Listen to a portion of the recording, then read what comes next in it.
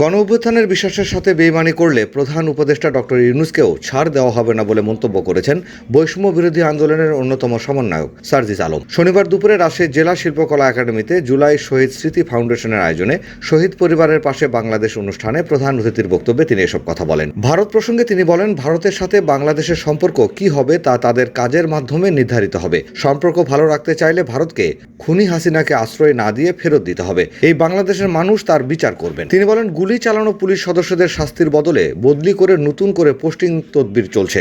মামলা বাণিজ্যের সাথে বিভিন্ন রাজনৈতিক দলের নেতা ও প্রশাসনের ঊর্ধ্বতন কর্মকর্তারা জড়িত হচ্ছেন।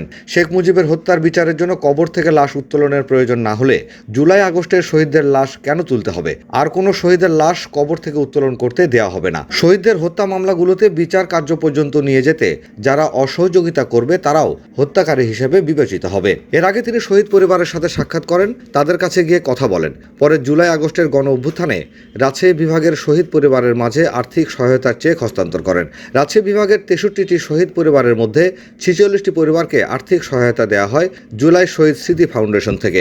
প্রতিটি শহীদ পরিবারকে 5 লাখ টাকা করে সহায়তা দেওয়া হয়। অনুষ্ঠানে বৈষম্য বিরোধী ছাত্র আন্দোলনের কেন্দ্রীয় নেতৃবৃন্দ ও রাজশাহী প্রশাসনের ঊর্ধ্বতন কর্মকর্তাবৃন্দ সহ 46টি শহীদ পরিবারের সদস্যরা উপস্থিত ছিলেন।